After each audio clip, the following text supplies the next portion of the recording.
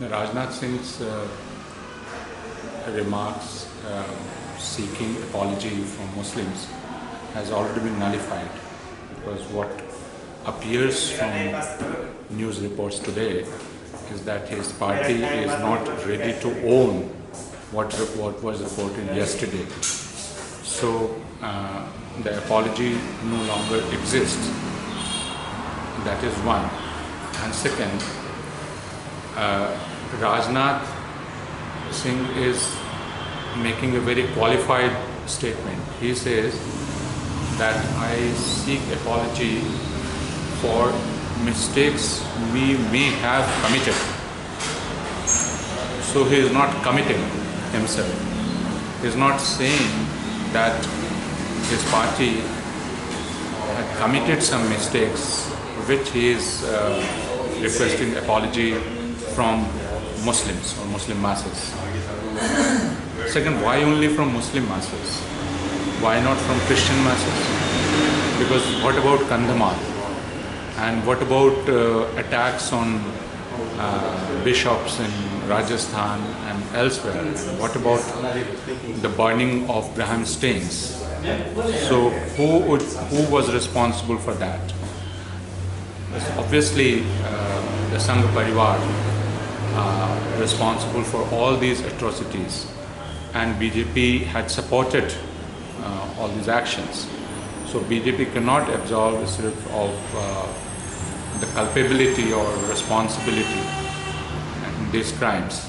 So it's a very opportunistic appeal he is making to Muslims, and he is playing to gallery, because for last 10-12 years media has been saying that the only thing Modi has to do is to seek an apology, and then he should be allowed to run the country.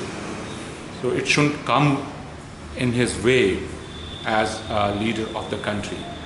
And that is what the clamor is all about. But the question we need to ask is that who is seeking apology, or who is asking for the apology from Mr. Narendra Modi? It is of course not the family members of those who were killed in Gujarat, those who were raped, whose houses, whose homes were burnt, who were uprooted and displaced, and livelihood snatched away from them. It's not their demand.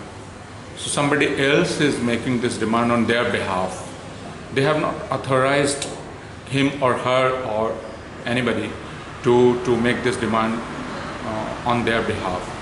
So this demand in itself is spurious. And the response by Rajnath Singh is coinciding with 2014 elections. So it's very opportunistic. It's not sincere. Real crimes have taken place. Murders, mass murders, and rapes, burning of houses, uprooting of Muslims. These are real crimes, and people will have to face consequences for it. There were people involved in these crimes. People must have killed people, otherwise how did they get killed? It was not some divine force which killed them. So do they want to say that people shouldn't face consequences for what they did? And shouldn't BJP leaders be courageous enough or brave enough to face consequences for what they did? And why are they being so cowardly? And we'll have to look at their record, because they did it publicly in 1992. It was, after all, their call which led to the demolition of Babri Masjid. Then why should Lal Krishna Advani or the entire leadership of BJP say that they were not responsible for it? It was obviously not a spontaneous act. It was a planned thing. But they don't want to take responsibility for this. So this apology is an escape route they want to take. They don't want to, and an apology which doesn't bear the mark of or the desire of the person who is rendering this apology to be ready to do penance for what he has done is no apology at all.